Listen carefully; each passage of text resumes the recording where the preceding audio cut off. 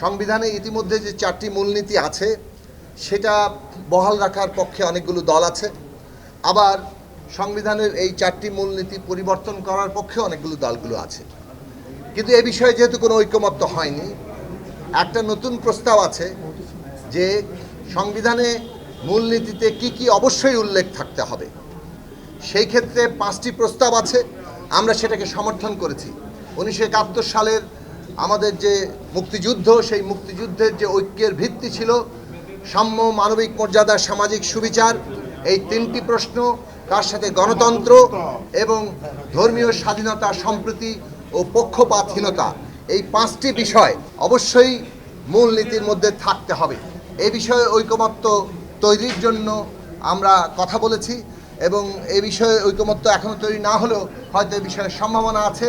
আমরা আশা করি যে যারা বহাল রাখার পক্ষে, যারা পরিবর্তনের পক্ষে, সে বিষয়ে কোনো ঐকমত্য এখানে হবে না, সেটা জনগণ নির্ধারণ করবেন। কিন্তু ভবিষ্যতে অন্তত এই 5টি বিষয় সংবিধানে থাকতে হবে, এই রকম একটি ঐকমত্য তৈরি হবে, সেইটা আমরা প্রত্যাশা করি। আবারও বলি, সাম্য, মানবিক মর্যাদা, সামাজিক সুবিচার, গণতন্ত্র এবং ধর্মীয় স্বাধীনতা, সম্প্রীতি ও পক্ষপাতহীনতা। এরপরে আলোচনা শুরু হয়েছে প্রধানমন্ত্রীর যে কত বছর ক্ষমতায় থাকতে পারবেন। আপনারা আগের জানেন যে বার এবং মেয়াদ নিয়ে যে তর্ক, সেখান থেকে সরে এসে একজন প্রধানমন্ত্রী এক জীবনে তিনি কত বছর দায়িত্ব পালন করতে পারবেন সে বিষয়ে একটা প্রস্তাব ছিল 10 বছরের। এই বিষয়ে মোটামুটি একটা ঐকমত্য তৈরির জায়গা তৈরি হয়ে গেছে, কিন্তু যুক্ত হয়ে গেছে যে সাংবিধানিক পদগুলোতে কিংবা সংবিধিবদ্ধ প্রতিষ্ঠানের পদে নিয়োগের কর্তৃপক্ষ তৈরি হবে কিনা।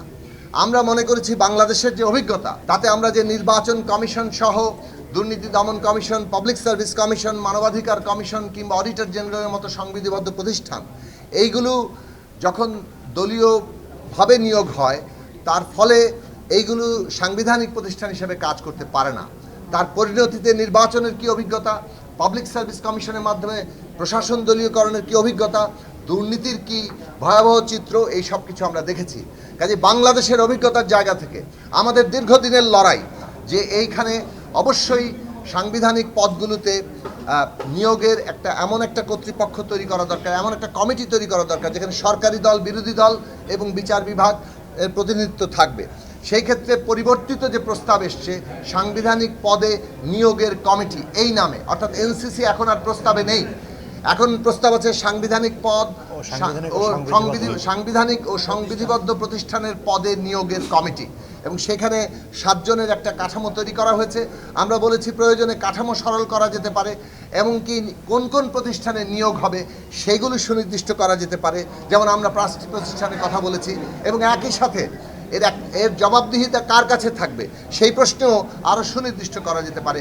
কিন্তু এই সাংবিধানিক পদ ও সংবিধিবদ্ধ প্রতিষ্ঠানের পদে নিয়োগের ক্ষেত্রে অবশ্যই নিয়োগের একটি কমিটি, যেখানে সরকারি দল এবং বিরোধী দল এবং অন্যান্য প্রতিনিধিত্ব থাকবে, এইরকম একটি কমিটি করা দরকার।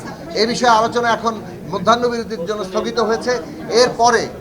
এরপরে আবারও আলোচনা হবে এবং আমরা এটা কমিশনের প্রস্তাব হয়েছে এবং সেখানে আমাদের সকলের অনেকগুলো রাজনৈতিক দল এখানে ঐক্যমত্য আছেন। আমরা বলেছি যে এই বিষয়ে যদি এখনও কোনো সিদ্ধান্ত না হয়, আরও অধিকতর আলাপ আলোচনা করে রাজনৈতিক দলগুলো নিজের সাথে পারস্পরিক আলোচনা করবে, নিজস্ব দলীয় ফোরামে আলোচনা করবে, কমিশনে আলোচনা করবে, তার মধ্য দিয়ে যাতে অন্তত এইরকম একটি অতীব গুরুত্বপূর্ণ প্রশ্ন, যেটা আমাদের সাংবিধানিক এই গণতান্ত্রিক পুনর্গঠনের ক্ষেত্রে একটা ক্ষমতার ভারসাম্য এবং জবাবদিহির জন্য জরুরি, সেই বিষয়ে আমাদের সিদ্ধান্ত নিতে হবে। ফলে ঐকমত্যের জন্য আমাদেরকে আরও সময় নেওয়া দরকার।